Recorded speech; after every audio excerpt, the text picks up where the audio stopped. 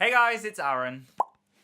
Now, I was quite awkward when I was a teenager and still in the closet, so I thought it'd be fun to tell you guys a little bit more about some awkward gay crushes I had when I was going through puberty. So one of my first crushes, and actually one of the first guys I ever knew to be anything other than straight, was a guy in my school. And during my third year, he got held back, and so he had to do the year again, and lo and behold, he was in my classes. Now, for the sake of ease, let's give him a name. Let's call him Shane. Now, one of the things our teachers used to do was in the first class of the year, they would let a note go around and everybody would write their email addresses down and their phone numbers and everything to get the details checked and to make sure that they had everything up to date so they could reach us if they needed to, so they could email us homework and stuff like that. And apparently Shane had taken my email address from that list, he'd written it down, and he'd added me on MSN Messenger. Now, I don't really know why he did it, but I was kind of glad because I never really used to talk to that many people in school, so having someone to talk to that was actually in my year and knew what was going on was kind of nice. Now, sadly, he was friends with two other guys who also got held back, and both of them were a bunch of dicks. So during school, I wouldn't necessarily talk to him that much, but after school, on MSN, we'd get to chat a little bit.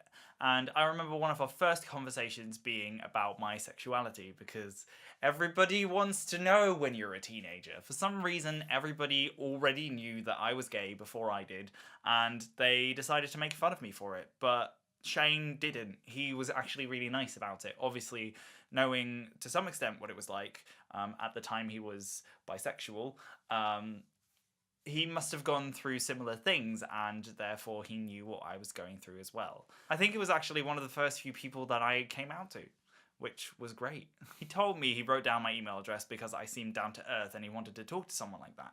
And luckily for me, he turned out to be as well. We never really got to speak during school, but after school we would chat on MSN, and we wouldn't necessarily chat that much, but it was always nice when we did. It was nice to have a friendly face, or at least a friendly personality, I guess, to talk to. We both kind of clicked in a way, I think, because we were going through similar stuff, and that was great to have. Sure, I had friends that knew of what I was going through, but they never really understood the way he did. Even if they were queer, he was obviously a gay male, even though he was at the time bisexual. And that was just comforting in a way, and it helped me grow into myself a little bit. Sadly for me, however, Shane had a boyfriend, so that was it for me. Or so I thought. However, he seemed happy enough to help me grow into it a little bit. That sounded way worse than it was. He just talked to me about things, and that was really nice. He explained some stuff that he'd been through and some ways he'd met guys, how he met his boyfriend and stuff like that, and it was just really great to have that friend. And as time went on, we started talking during school as well. We started working together in classes. We had sciences together, we did specific life science classes together, and sometimes when we had to do group work, I got to work with him and a few other people that I actually didn't hate. Now, my school life is for a whole different video because that is a story in itself. It was awful. But having that friendship made it a little more bearable, and that was great. However, whenever he did mention his boyfriend in class, I would get very, very grumpy, and I think you can guess why. On to crush number 2. So during secondary school, I didn't really have that many friends, and I didn't really do much outside of school, so my mum thought it would be a good idea for me to join a musical theatre group. Now, I already loved musical theatre. I knew I wanted to sing and dance and act, mainly sing and act, but I'd never really gotten the opportunity to, and luckily in the next town over there was a company that did musical theatre. They had these classes on Friday nights, and my parents agreed to let me go to them, and I made a new group of friends.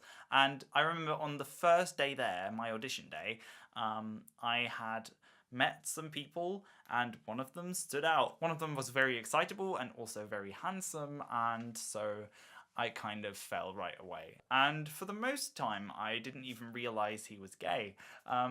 For as long as I'd known him, none of that had been obvious to me.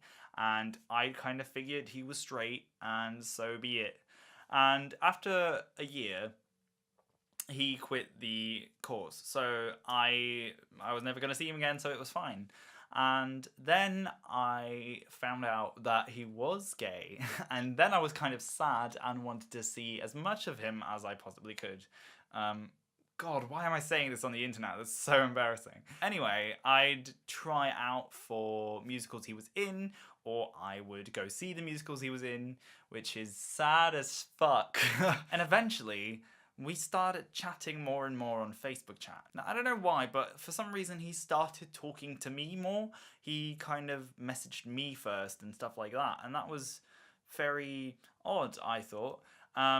Turns out that the course I started following at uni back in the Netherlands was also at the same university he was going. So every now and again I would see him at the station. I would bump into him there and I would lose my mind about the fact that he was there at the same time as me, and I would feel all awkward and attempt to say hello. And a few times we did have actual conversations and we spent the time chatting on the train to university, which was kind of great. And then this one night he messaged me asking me if I wanted to go to a party, and I was like, what's this? This is like amazing. And sadly I couldn't go, so I had to decline.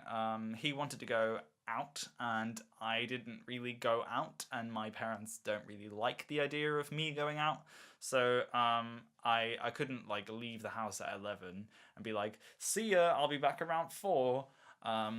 They wouldn't have liked that.